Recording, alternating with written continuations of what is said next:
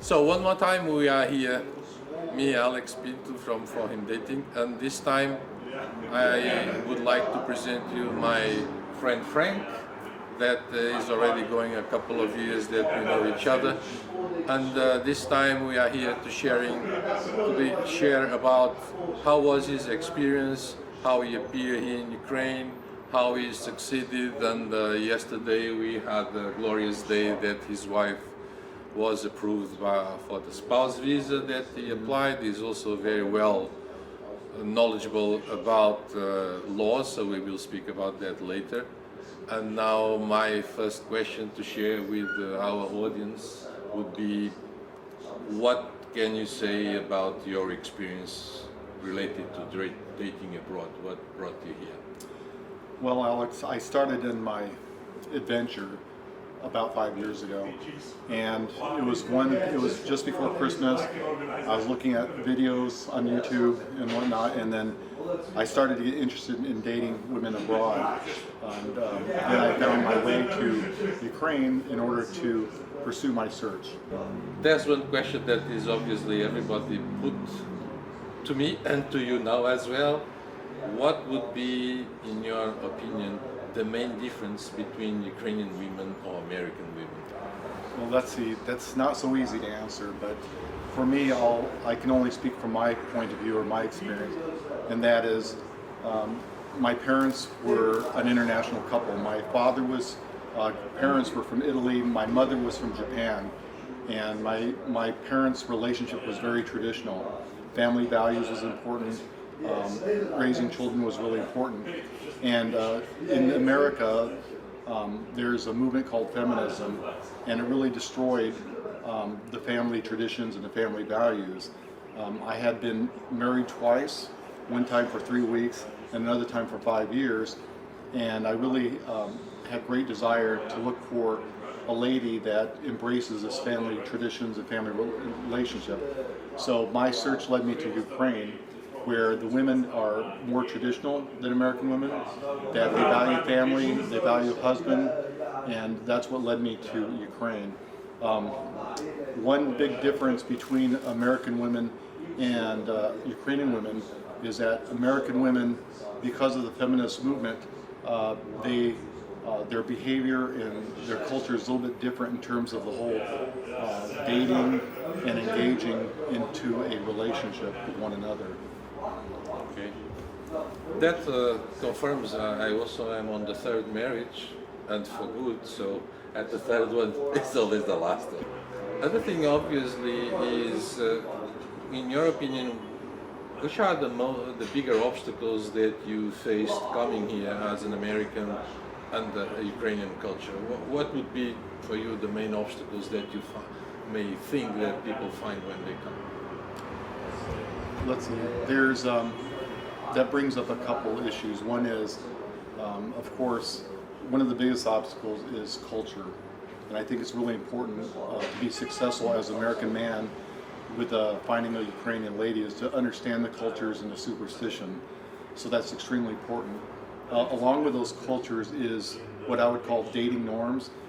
Women in Ukraine expect a man to be a man and a gentleman. So opening the door for a woman in a car, for entry into a building. Also, when you're pursuing dating, buying flowers or a gift, it's to be expected that you would be a man that believes in chivalry, that's a gentleman, that are doing these types of things. Now you compare that with dating in America. If you bring flowers on a first date to a woman, she'll think the man's desperate, and she'll go, "Oh, what are you doing?" Or if you open up a door for a woman, she'll say, I can open up myself. I don't need that. I would put you another tricky one there. How do you as an American face the fact that here in Ukraine men always pay the bill? For me, it's because my parents were an international couple, it was normal. But in America, it can go either way. Sometimes a man initially when they start dating will always pay for the meals or the dates, but some women insist on paying or going Dutch because that way they feel like it's equal power, that they won't feel that they owe the man something when they go on a date. So you could say that the Ukrainian women feel comfortable not being at the same level, and when I say same level, is not that they are on an upper or lower level, it's just a completely different level that the men should be. So different roles, different positions in life, so they want to distinguish well that level. Do you agree with that? Yes, that's part of it, but I also think that women expect here the men to be the pursuer. And as the pursuer, like in nature, a man has to show the woman that he's the one that's going to take care of her and support her. So it's sort of an underlying message in that when you're dating a Ukrainian woman, you have to show her that you want to support her and that you're a strong man. And that's another important thing that I wanted to mention culturally is that in America, a lot of the men, because of feminism, they're lack of a better way, they're basically made into pussies, and that when men are dating a woman in Ukraine, they have to be the strong man and make the decisions. So one of the dating dynamics is that when you come to Ukraine, although this is not your country, do not expect the woman to plan the dates and where to go for dinner, what activities there is to do. You have to sort of do your research. You can look at different options. Perhaps you can ask the lady what she prefers, but you have to have the plan. So you need to show yourself the leader, because Yes. they don't need troubles, they need someone to take care about them, so the man needs to show leadership. Definitely, that's true. Also, I wanted to say about that. I think if you're going to date a Ukrainian woman, if you are pursuing a relationship, you have to prepare to try to come here as frequent as possible. Just like if you're in your own country, like in America or wherever you're at, that you have a protracted length of time to get to know somebody.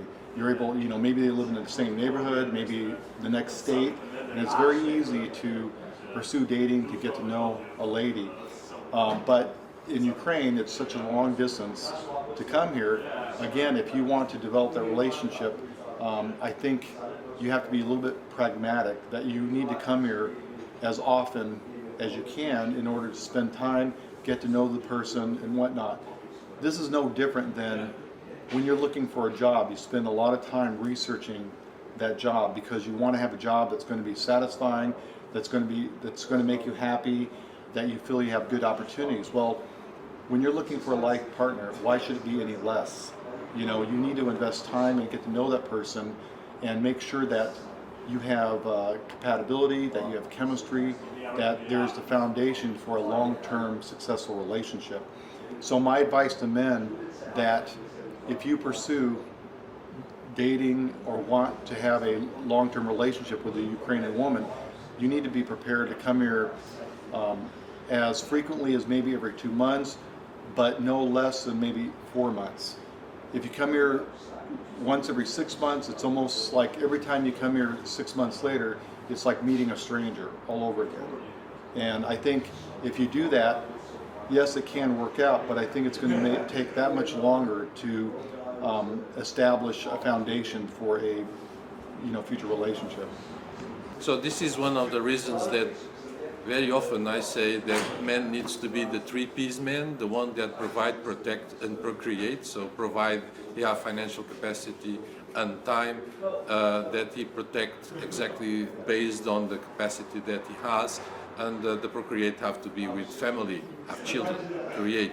So I used to say, if people back on the States or back on any other country in Europe, they take 2 or 3 months to date someone exclusively, going out with someone, speak the same language, live on the same culture, and they can read between the lines, they can read the body language, and it can take something about 2 or 3 months to say, I have a girlfriend. So guys, please notice that if you come here for 7 days or 10 days, it's completely impossible to resume this dating process of 2 or 3 months down to 7 days on a complete different country, different culture, and a huge barrier of language. The question that I would like, and this go a little bit, and we will speak about it a little bit later, but for now I would like to ask you, what would be the advantage and disadvantages about dating Ukrainian women that are single or divorced, they have kids or they do not have kids? So in your experience, what are the pros and the cons about single, married, kids or not? I think that's a difficult question to answer because I think for each individual, I would say about your case, because you can only reply about your case. You married a woman that have a kid, and this obviously bring you added demarches and attitudes and relationship with him as well. So I would like you to announce some of the pros and cons exactly on your specific situation. Okay, well, Alex, for my specific situation, I'm 59 years old. I've been married a couple times. I have 2 boys that are teenagers. From my experience, I think it would be beneficial for me that I date a lady who has children, or either that are older, or perhaps even had children that are now out of the house. And the reason why is I think it'll build an understanding in terms of one's children.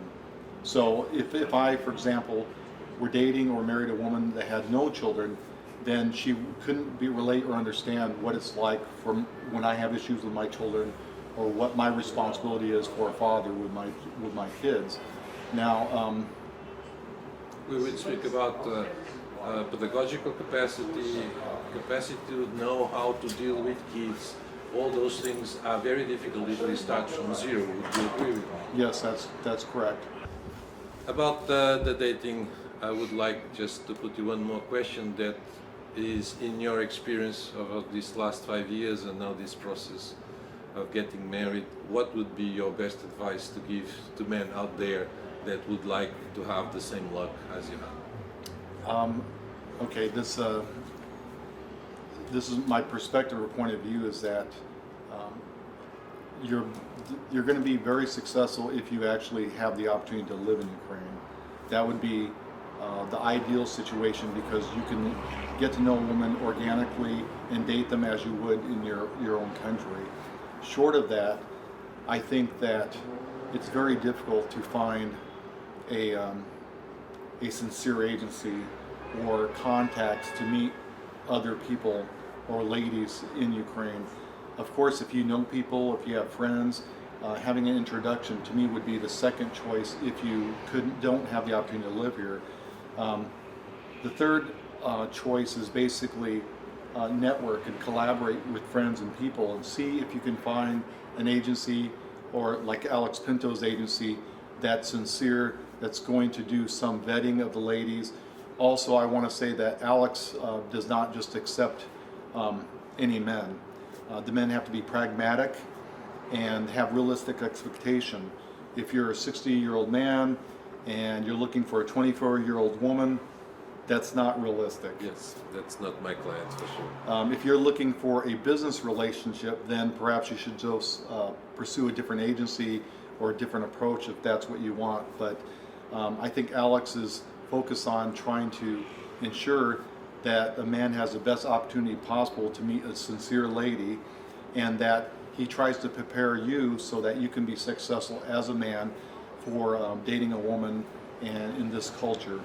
And now the other part, that is the part that you are also well versed, obviously, for long studies. I would like to put you some questions about the process itself, about getting married, legal issues. The first one would be to explain to our guys there what is the main differences between a fiancé visa or a spouse visa, the two alternatives that any American citizen have to marry a Ukrainian. Okay, So there's a lot of differences, but I'll try to hit some key points. A fiancé visa, of course, you have not married the lady, and that you're going to pursue a non-immigration visa for the lady. That's a K1 or a fiancé visa. Of course, you meet a lady, you date for a while, and you decide that you want to pursue a fiancé visa. So that entails filing paperwork with USCIS. Once USCIS approves, then it goes to NVC, which is the National Visa Center, State Department. Once they do their checks, then it goes to the U.S. Embassy in Ukraine, and then they look at the paperwork, and then they prepare an interview with the lady. Now, on a fiancé visa, that the main focus is Spouse visa. I'm sorry. Well, first, the fiancé visa is that their main focus is to authenticate that and establish that this is a real relationship. And so their perspective is looking at the documentation to ensure that this is a sincere woman that's not looking to scam the man. At the same time, they also check the man's background too to make sure he has a clean record, no criminal record, and that sort of thing. Now, on a fiancé visa, once a woman comes to America, then they have 90 days to get married, and then they file a change of status. Now, once they get married and file a change of status, it could take another year for her to get a green card. Now, a green card is necessary for traveling back and forth from the United States to out of the country. So they supposedly cannot leave the United States during waiting for the green card. There are some exceptions in terms of emergency cases. But Yes, there's something called an advance parole, which allows a woman to travel. It usually takes anywhere from 45 days to 2 months after they are married in order to get the advance parole. However, the advance parole does not guarantee that she'll be allowed back into the United States. So there's a little bit of danger until she gets her green card. And I want to say that you need to check with your state about green cards, because green cards can take anywhere from 6 months to a year. So if she comes here for 90 days, could take another year for her to legally get back in the country should she travel outside the country. Now we'll talk about the spousal visa. Now the spousal visa is an immigrant visa, and I'll explain why it's an immigrant visa. Spousal visa, you get married in Ukraine or outside Ukraine, and then you can go through the process of filing paperwork for the spousal visa. One of the things is better for a spousal visa, I think, than a fiancé visa is that you're able to do everything online. So you're able to fill out the application, upload all the documentation online, so you don't lose time in terms of trying to print out all your documents and prepare a big package to send it physically to a lockbox location in Texas to receive the documents.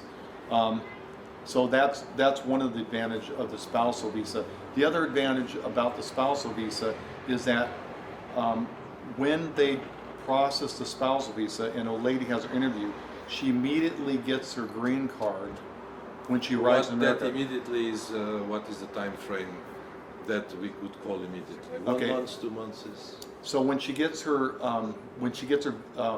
her passport back returned to her 3 to 5 days, she also gets a visa to enter the United States.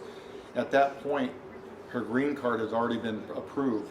It'll take maybe 2 weeks to be processed to where she would receive that green card by mail. The green card allows her, as we said before, to travel in and out of the United States so she legally. will receive it in the United States when she arrives. Correct. A couple of weeks. Correct.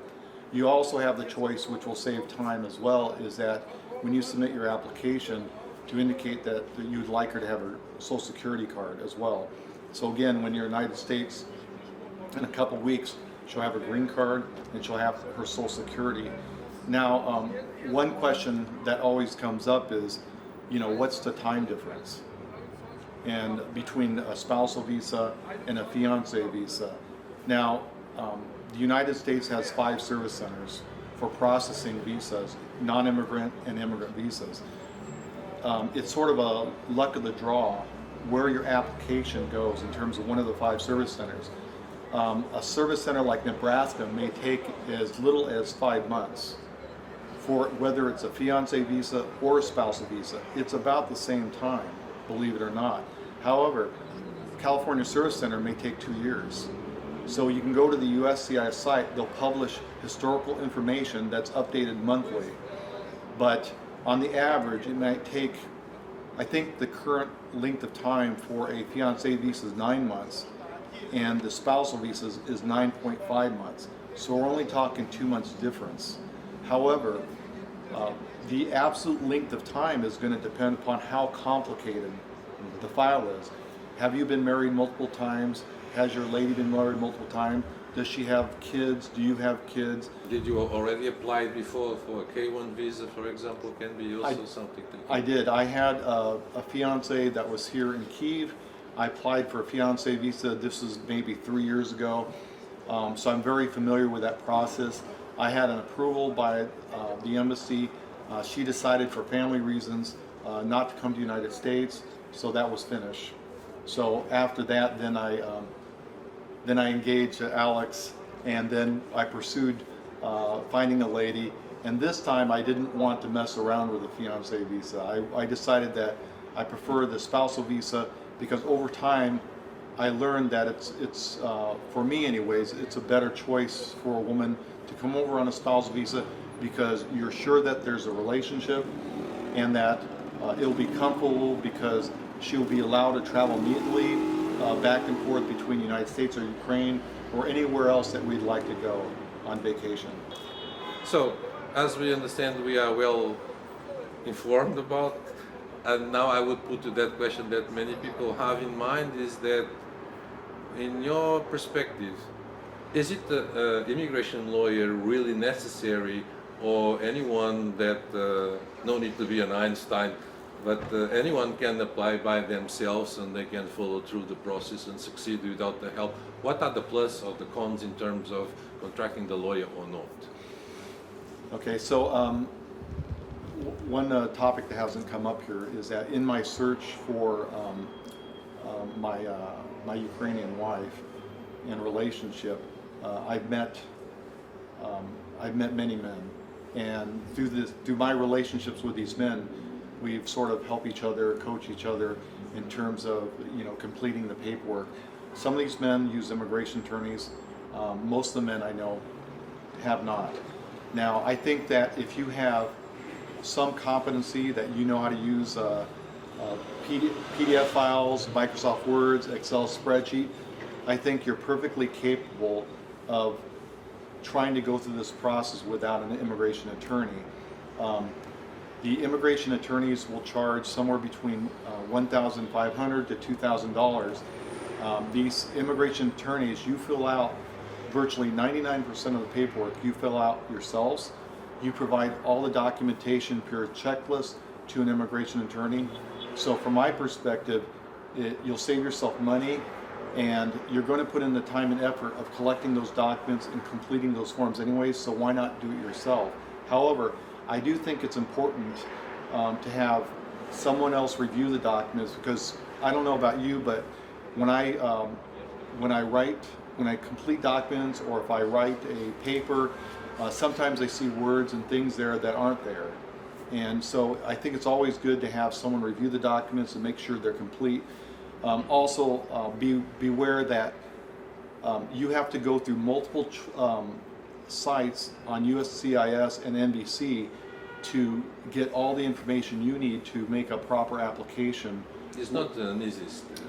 Not so easy, right? It's not so easy to do that, but I think that it would be good if you can have someone like yourself or myself who's been through the process to try to coach, review documents, and make sure everything's complete to ensure that they have a successful application and also a subsequent successful interview.